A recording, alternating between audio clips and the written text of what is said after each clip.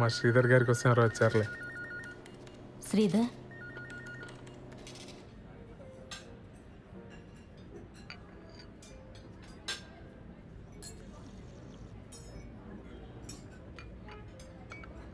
నీకు మా కల్పనంటే అన్ని విధాలుగా ఇష్టమైన శ్రీధర్.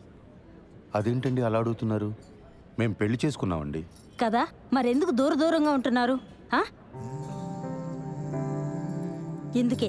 ఇందుకే అడిగాను.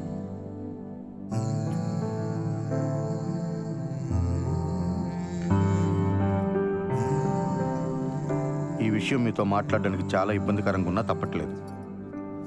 నేనేమీ దూరంగా ఉండట్లేదు.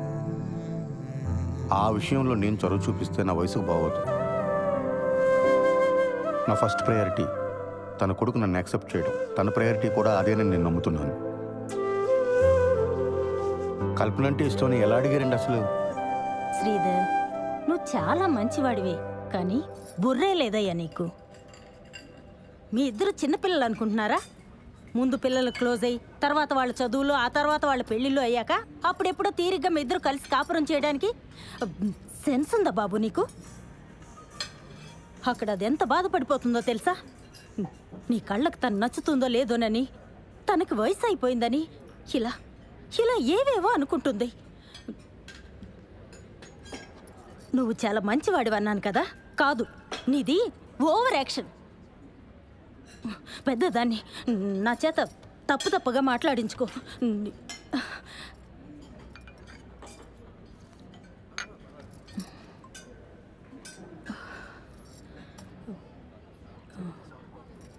శ్రీధర్, ముందు మీ ఇద్దరు క్లోజ్ అవ్వండి, ఆ తర్వాత కుటుంబాన్ని చక్కదిద్దుకోవచ్చు.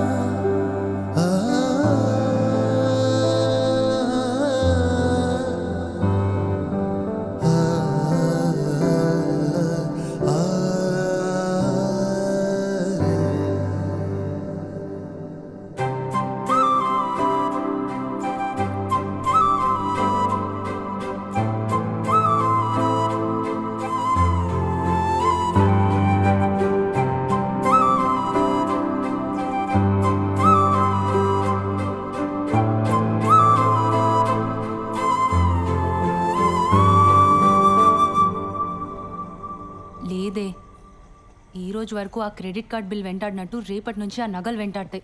నా వల్ల కాదు, ఇంకా నిజం చెప్పేస్తా, ఏదైతే అదవుతుంది. అత్త వాళ్ళకి చెప్పావా? లేదు. సరే, రేపు వచ్చి కలుస్తా. బాలుకు మొత్తం చెప్పేస్తున్నావా?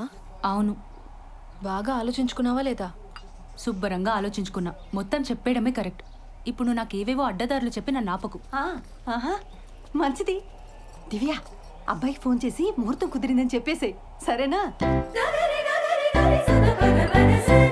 ఫస్ట్ నైట్ అయ్యాక చెప్తానే, ఆ తర్వాత సంగతి తర్వాత.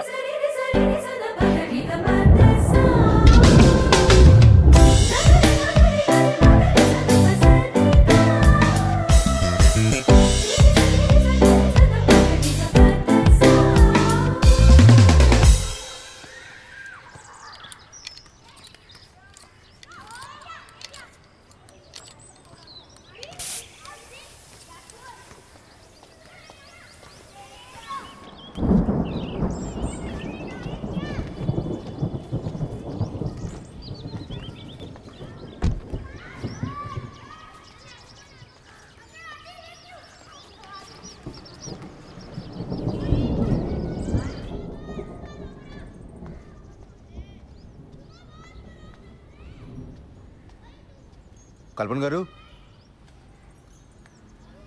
కల్పన గారు, మన షాపింగ్ ప్రోగ్రామ్ పోస్ట్ పోన్ అండి. కారు పంచర్ అయింది, వర్షం కూడా వచ్చేలా ఉంది.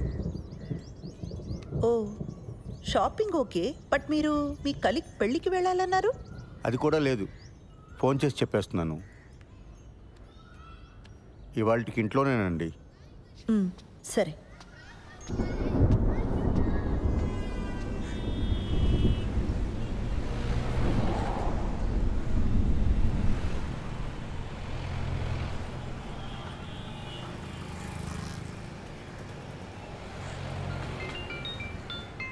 హలో హలో బుజ్జి, ఆ, నీతో కొంచెం మాట్లాడాలి, కిందకి రావా?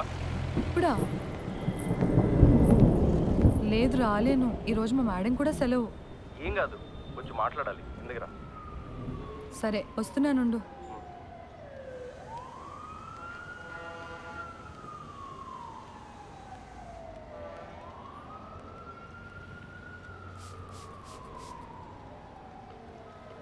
Hello madam. మా కలీగ్స్ అంతా నైవంచకులు సార్. ఏమైంది? అరే ఒక్కడు కూడా పెళ్ళికి రాలేదు. నేను ఒక్కడనే పిచ్చోళ్ళ ఇంత దూరం తయారయ్యాను. పెళ్ళికి రాకపోతే కొంపలు మునిగిపోతే అని అంతలా బెదరగొట్టిన శ్రీధర్ గారు కూడా హ్యాండ్ ఇచ్చారు తెలుసా.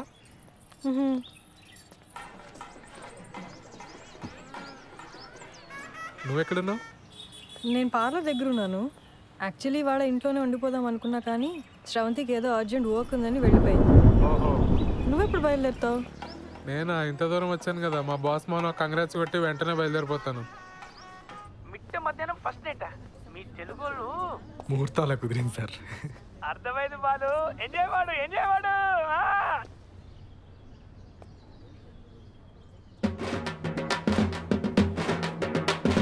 నేను మళ్ళీ చేస్తాను సార్.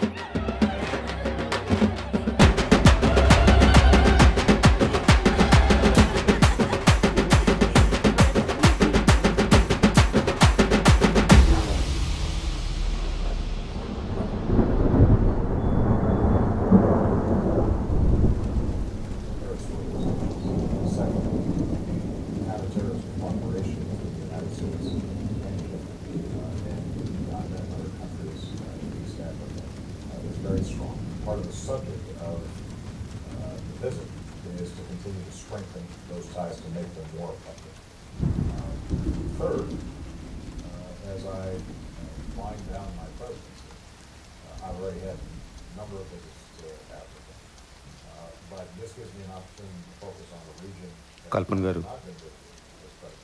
మీ పిన్ని మా ఆఫీస్కి వచ్చి నాకు బాగా లెఫ్ట్ అండ్ రైట్ ఇచ్చారు.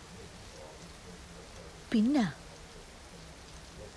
మా పిన్నికి అసలు పొత్తిగా పొత్తి లేదు. ఆవిడకుందండి, నాకే లేదు. సారీ అండి.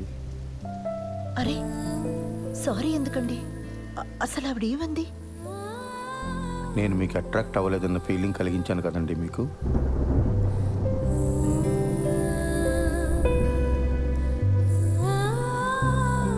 సారీ అండి.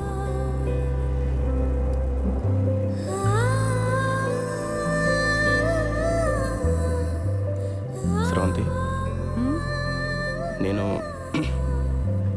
నిన్ను పెళ్లి చేసుకుంది దానికోసం అని ఫీలింగ్ ఉందా నీకు? ఆ మాట అన్నప్పటి నుంచి రోజు చచ్చిపోతూనే ఉన్నా కిరణ్. I'm sorry. ఆ తర్వాత చాలాసార్లు సారీ చెప్దామని ట్రై చేశాను, కానీ నువ్వు మాట్లాడటమే మానేశావు. ఐఎమ్ సారీ కిరణ్, చాలా తప్పుగా మాట్లాడాను.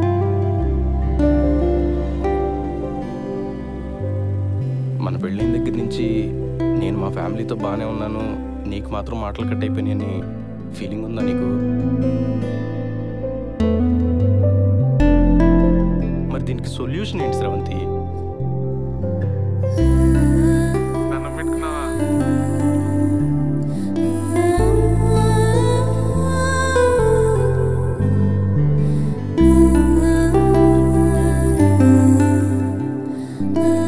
నువ్వు నవ్వుతూ ఉంటే ఎంత అందంగా ఉంటావో తెలుసా అసలు.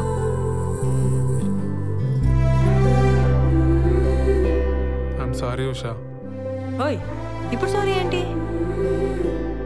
నువ్వు ఎప్పుడు కంప్లైంట్ చేయకపోయినా నీకు మా ఇంట్లో ఎంత ఇబ్బందిగా ఉందో నాకు తెలుసు ఉషా. సత్య, నువ్వు మా ఆఫీస్కి వచ్చి నేను ఏదో స్ట్రెస్లో ఉన్నాను అంటే నేను కూడా స్ట్రెస్లో ఉన్నాను అని చాలా తలబిరుసుగా మాట్లాడాను. నువ్వు నా వల్ల మొన్న నైట్ ఏడ్చావు కూడా. I can never forgive myself. Satya ఆగు, నేను నీకు ఒకటి చెప్పాలి. నువ్వు వచ్చాక చెప్దాం అనుకున్నా, కానీ ఇప్పుడే చెప్పేస్తా. ఆ రోజు బిల్లు కట్టమని ఇంటికి వచ్చింది నువ్వే కదా.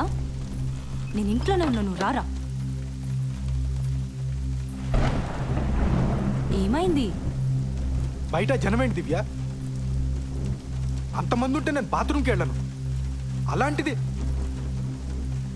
పద్ధతి అని ఎగిరేవుగా. పద్ధతులు అంటే ఇలానే ఉంటాయి, అనుభవించు.